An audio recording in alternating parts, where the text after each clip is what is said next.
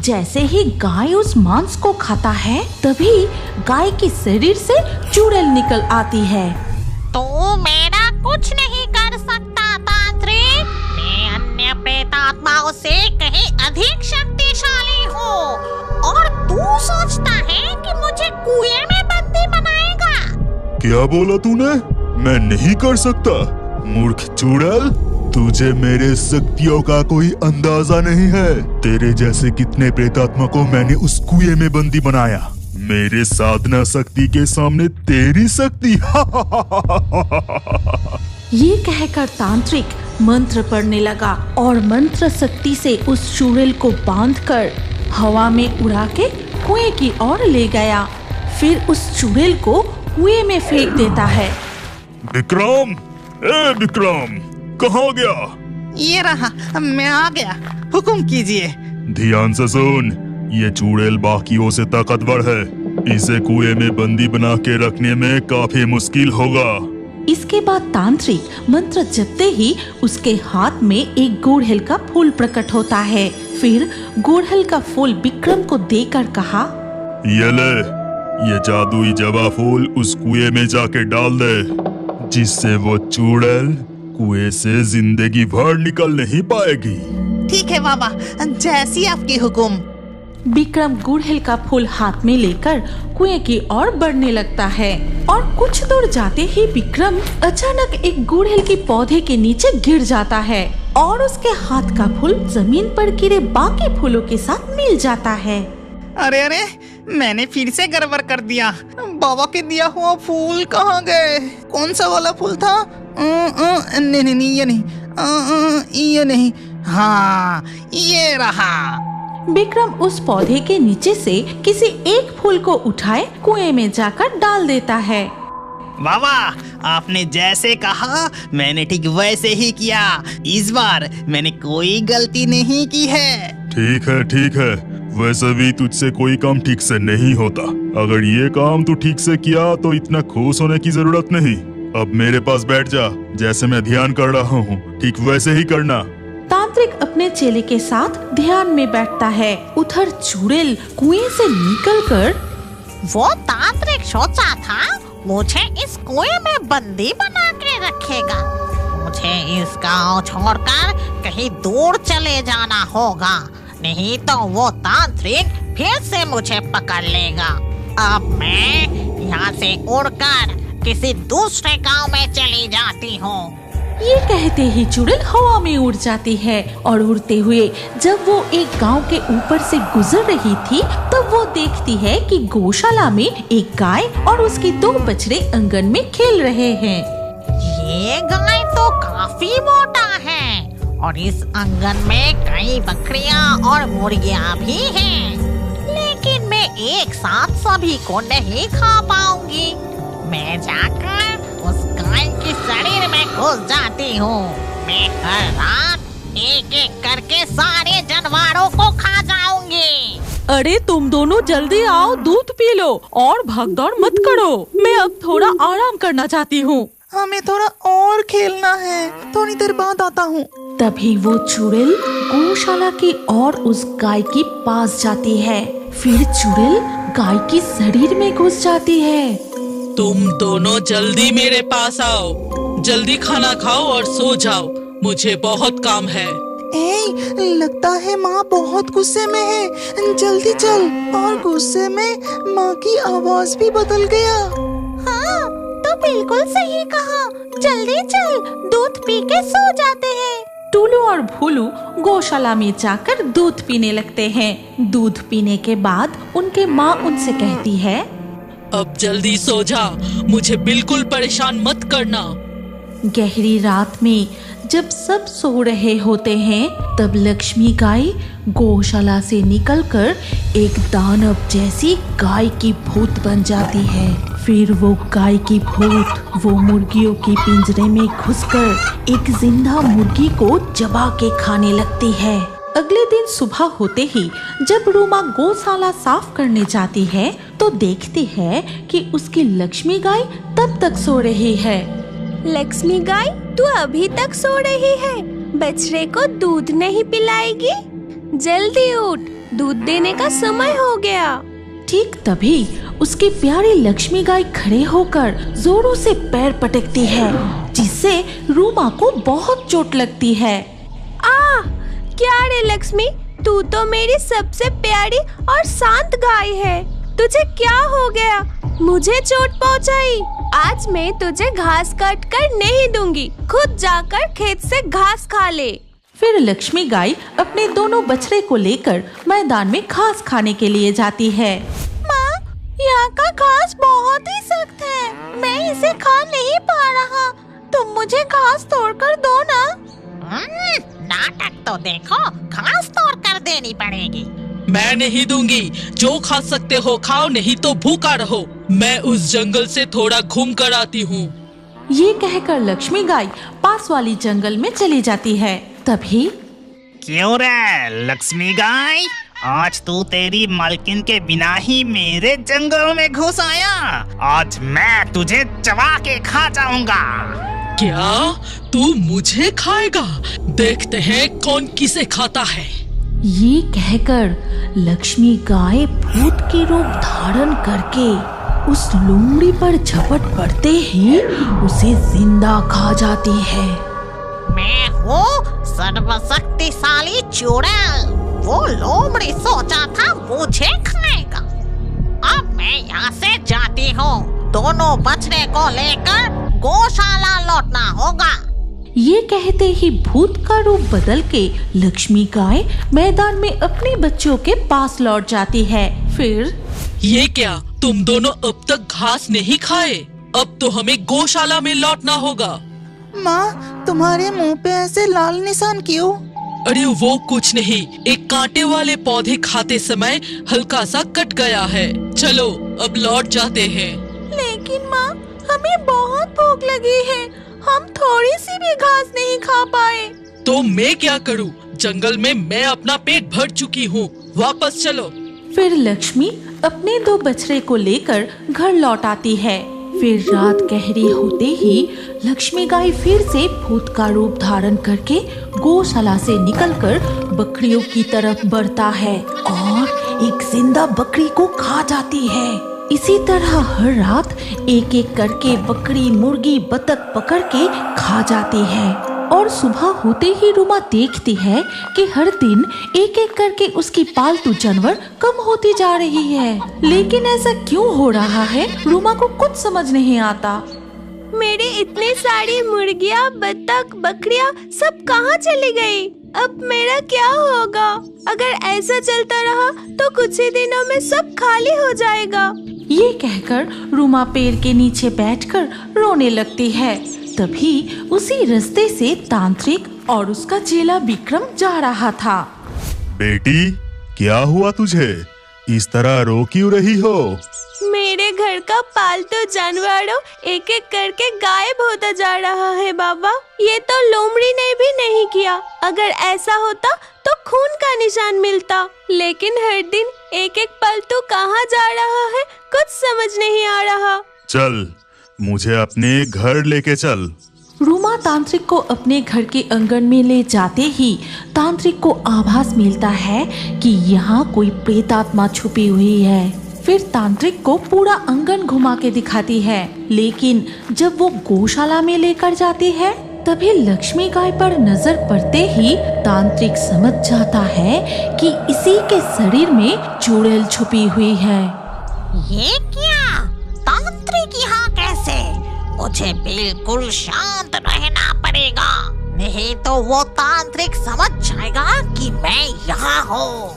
तांत्रिक मन ही मन एक योजना बनाता है। फिर रूमा से कहा, मुझे सब कुछ ठीक ठाक लग रहा है। लगता है तेरे जानवरों को लोमड़ी नहीं खाया। चल विक्रम, अब हमें लौटना होगा। तांत्रिक गौशाला से निकलते वक्त एक मंत्र जपते हुए अपने हाथ में मांस का एक टुकड़ा लाता है।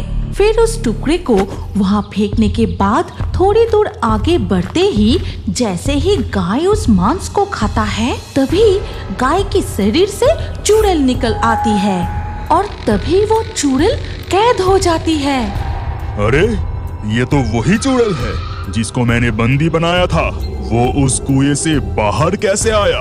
विक्रम डर के मारे तांत्रिक को उस दिन की पूरी घटना बता देता है। सब कुछ सुनने के बाद तांत्रिक मंत्र पढ़कर चुड़ैल को एक कांच की बोतल में बंद कर देता है। मैं नहीं छोड़ूंगी किसी को भी नहीं। एक बार मुझे बाहर निकलने दे, फिर तुम दोनों का गर्दन मरोड़ दूंगी तांत्रिक। ये मौका तुझे दोबारा नहीं मिलेगा चुड़ैल।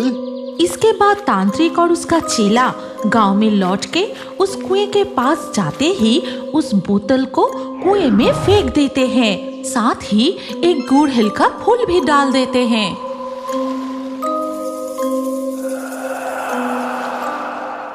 चुड़ैल अपनी हाथ बढ़ा के जैसे ही गवाला की गला दबा के उसको मारने जाती है, तभी वो गवाला देवादिदेव महादेव का रूप धारण करते हैं। तभी महादेव अपने त्रिशूल हाथ में लिए चुड़ैल की पीछा करने लगते हैं। कैलाशपुर गांव के अधिकतर लोग गवाला थे। उनका परिवार गाय का दूध, दूध से बनी मिठाई, खीर बेचकर अपना दिन गुजारते थे। गौ माता की कृपा से इस गांव के सारे लोग खुशी से एक साथ रहते थे और इस गांव के सारे लोग भोलेनाथ की परम भक्त थे। और गांव के सामने ही था भोलेनाथ का एक बड़ा सा मंदिर। वहाँ हर रोज महादेव का पूजा किया जाता था। एक दिन सुबह, भाग्यवान क्या कर रही हो? साइकिल में दूध, खीर, मिठाई सब कुछ बांध दो। सुबह की ट्रेन निकल जाएगा तो शहर पहुंचने में बहुत देर हो जाएगा। हाँ जी हाँ, मैंने सब कुछ ठीक तरह से दे दी है और अब तो मैं पूजा के लिए मंदिर जाऊंगी। हाँ सुनो, मैं रात को लौट के हम एक साथ बहुत सारे मिठाई बनाएंगे। शहर में हमारे गांव के मिठाई सभी बहुत पसंद कर रहे हैं। ठीक है, अब मैं चलता हूँ। राधे राधे राधे राधे। इस गांव के अधिकतर लोग सुबह की ट्रेन से शहर में जाके दूध से बनी मिठाई, खीर, दही बेचते थे और रात में शहर से लौट के फिर से मिठाइयाँ बनाते थे। ऐसे ही दिन बीतते गए, लेकिन एक दिन अचानक इस गांव के ऊपर एक चुड़ैल की नजर पड़ी। गांव के दक्षिणी दिशा में एक पेड़ पर बैठे वो चुड़ैल सबके ऊपर नजर रख रही थी। इस गांव की दूध, दही, मिठाई का बहुत नाम सुन रहा हूँ। फिर तो मुझे भी एक बार इस गांव के गायों की दूध चखना पड़ेगा। शमशान का सड़ा हुआ मांस खाते खाते मेरा मुंह सड़ गया है। अब मुझे पौष्टिक खाना चाहिए। अब मैं इस गायों की दूध पी के मन की प्यास बुझाऊंगी। चुड़ैल जो सोची वही की। रात गहरी होते ही वो चुड़ैल गांव के अंदर आई और सबसे पहले वो निताई की गौशाला में जाती है। उस वक्त निताई की 2 गाय सो रही थी। कितनी सुंदर मोटा ताजा गाय हैं। इसे देख के ही मेरी मुंह में पानी आ रहा है। लगता है दूध भी स्वादिष्ट होगा। मैं जी भर कर 2 गायों की दूध पीऊंगी। फिर वो चुड़ैल अपनी मुंह लगा के गायों की दूध पीने लगी। तभी वो 2 गाय जाग जाती है और चुड़ैल को देख डर के मारे जोर जोर से चीखने लगी। फिर पेट भर के दूध पीने के बाद वो चुड़ैल गौशाला से निकल के अपने पेड़ में वापस चली जाती है। और अगले दिन सुबह होते ही, आज ही सुनते हो, जल्दी गौशाला में चलिए। अगर तुम बछड़े को नहीं पकड़ोगे तो मैं दूध कैसे निकालूंगी? कब का सुबह हो चुका है, अभी तक मेरी बेटी भूखी है। तुम इतना देर क्यों कर रहे हो? चलो ना जी। हाँ जी हाँ, चलो चलो चलो। फिर वो गायों के पास जाके दूध निकलने लगे, लेकिन अचानक उन्होंने देखा कि दूध नीला हो गया है। हे जी, क्या तुम भी देख रहे हो कि दूध का रंग कैसे नीला पड़ गया है? ऐसे तो पहले कभी नहीं देखा। नीना गाय की क्या तबीयत खराब है?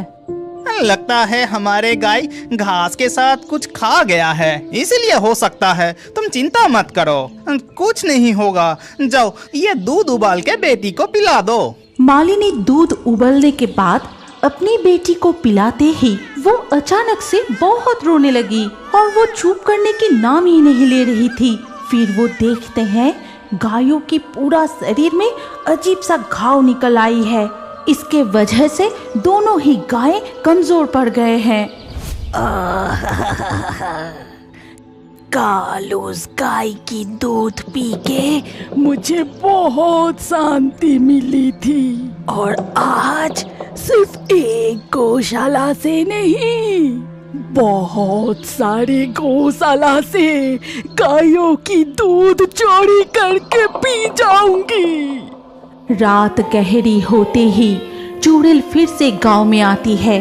फिर एक गौशाला से दूध पीने के बाद जाती है दूसरी गौशाला में। ऐसे ही वो हर एक गौशाला में जाके गायों की दूध पीने लगी। वो चुड़ैल जिस गायों की दूध पीती है वो सारे गाय अगले दिन से ही नीला दूध यानी जहरीली दूध देने लगी और गायों की वो जहरीली दूध पीते ही गांव के सारे लोग बीमार पड़ गए, लेकिन वो कुछ समझ नहीं पाए। ये कैसे मुसीबत आ खड़ा है? आज तक ऐसी घटना कभी नहीं घटा है। हमारा गांव के गायों को ये कैसी बीमारी हो गई? सभी गाय एक साथ ऐसी नीला दूध क्यों दे रहा है? और उसी दूध पी के गाँव वालों का तबीयत भी खराब हो रहा है और गांव के कोई भी डॉक्टर इस बीमारी का इलाज भी नहीं कर पा रहा है। तू ठीक कहा रामू, ये दूध ही हमारा सहारा है। अगर गांव के सारे गाय ऐसे नीला दूध देंगे तो हमारा कारोबार तो डूब जाएगा। चलो एक काम करते हैं, सरपंच को बोल के शहर से कोई अच्छे डॉक्टर को बुलाने का इंतजाम करते हैं। शायद वही हमारे गायों को ठीक कर पाएंगे। ये कहते हुए वो सब वहाँ से चले गए, लेकिन पेड़ों की टहनी पर बैठे चुड़ैल उनके सारी बातें सुनती है। फिर कहती है, शहर के बड़े डॉक्टर भी इस बीमारी का कारण पकड़ नहीं पाएगा। इतने दिनों तक मैं सिर्फ गायों की दूध चोरी करके पी रही थी, लेकिन आज से एक जिंदा गाय होगा मेरी रात की खाना। पहले तो मैं गाय की दूध पीऊंगी, फिर उसकी मांस चबा चबा के मेरी पेट भरूंगी। और वैसे ही रात होते ही चुड़ैल गांव में घुस के रामू के गौशाला से एक गाय चोरी करके ले जाती है और अपनी पेड़ में बैठे पैर झुलाते हुए गाय को चबा चबा के खाती रही। अगले दिन सुबह, जी आके जरा देखिए ना, हमारे नीना गाय गौशाला में नहीं है। नहीं है? ये क्या बोल रही हो? कहाँ गई? इसके बाद रामू गांव वालों के साथ नीना गाय को ढूंढने लगे। ढूंढते हुए वो चुड़ैल की पेड़ के नीचे आके देखा कि पेड़ के नीचे खून से भरा हुआ है और है बहुत सारे हड्डी। ये क्या? ये तो मेरा नीना गाय की घंटी है। उसको ऐसे भयंकर तरीके से किसने मारा? इस तरह से हर रात गांव से एक एक करके गाय गायब होने लगी और अगले दिन मिलता था सिर्फ हड्डी और खून। गांव वाले ये सब देख बहुत डर जाते हैं। ये सब क्या भूतिया घटना घट रही है? गांव में इससे पहले ऐसी घटना तो नहीं घटी। चलो हम सब मिलके गांव के शिव मंदिर में एक साथ पूजा करते हैं। सिर्फ वही है कि हमें इस संकट से बचा सके। इसके बाद सारे गांव वाले मिलके बड़े धूमधाम से भक्ति पूर्वक भोलेनाथ जी की पूजा करते हैं। पूजा के अंत में ही बहुत तेज तूफान और बारिश शुरू हो जाती है। अरे अचानक ऐसे तूफान और बारिश शुरू हो गई। लगता है भगवान हमारा सुनी है। हे भोलेनाथ, आप हमारे गांव को रक्षा कीजिए, आप ही बचा सकते हैं प्रभु। ये कहते हुए सभी अपने अपने घर लौट गए। फिर रात गहरी होते ही उस गांव में प्रकट हुए स्वयं देवादिदेव महादेव। इस गांव के लोग मेरा परम भक्त है। ये लोग अत्यंत भक्ति पूर्वक मेरा पूजा करते हैं। उस चुड़ैल से इस गांव को रक्षा करना ही पड़ेगा। फिर महादेव एक गवाला की रूप धारण करके निताई की गौशाला में छुप जाते हैं और उसी रात चुड़ैल भी निताई की गौशाला से गाय चोरी करने आती है। जैसे ही चुड़ैल एक गाय चोरी करने जाती है, ठीक उसी वक्त गवाला चुड़ैल की हाथ पकड़ लेता है। फिर ये कौन है और इस वक्त गौशाला में क्या कर रहा है? एक साधारण सा गवाला आया है एक चुड़ैल को रोकने। आज इस गाय के साथ तेरा भी खून चूस के पी जाऊंगा। ये कहते ही चुड़ैल अपनी हाथ बढ़ा के जैसे ही गवाला की गला दबा के उसको मारने जाती है, तभी वो गवाला देवादिदेव महादेव का रूप धारण करते हैं। चुड़ैल, तेरी इतनी साहस, तू ऐसे मासूम जानवरों के ऊपर अत्याचार कर रही है। आज तुझे ऐसा सबक सिखाऊंगा कि हमेशा याद रखेगा। तभी महादेव अपने त्रिशूल हाथ में लिए चुड़ैल की पीछा करने लगते हैं। मुझे छोड़ दीजिए देवादिदेव महादेव, गलती हो गई। मैं फिर कभी ऐसी गलती नहीं करूंगी। मैं फिर कभी इस गांव की आसपास भी नहीं भटकूंगी। वो चुड़ैल गांव से भाग के फिर से शमशान में चली जाती है। उसी रात महादेव निताई की सपने में आते हैं और कहते हैं, जागो निताई, आज से ये गांव सुरक्षित है। जाके देखो, गांव के सारे गाय ठीक हो गई है। और सुनो, इस गांव के सारे गायों की रक्षा मैं करूंगा। अगर किसी गाय का बछड़ा जन्म लिया तो उस गाय का पहला दूध मुझे अर्पण करना और मेरा आशीर्वाद इस गांव के ऊपर हमेशा रहेगा। सूरज की पहली किरण निकलने से पहले इस तरह की सपने देख वो जाग जाता है और सुबह होते ही सपने के बारे में गांव वालों को बताता है। इसके बाद से गांव में कोई भी नया बछड़ा जन्म लेते ही उस माँ गाय की पहली दूध महादेव को अर्पण करते हैं। क्या अब बड़े होकर भी कार्टून देखना पसंद करते हैं? तो अपना नाम कमेंट करें और हमारे पिछले वीडियो से लाकी ड्रॉ में चुने गए नाम हैं पिंकी, आकांक्षा, दिशा, किरण, प्रिया, पारुल, अजय, अर्जू, किशन, गुरुवेश, वंदन, पार्थ, बोलू, संजली, विकी।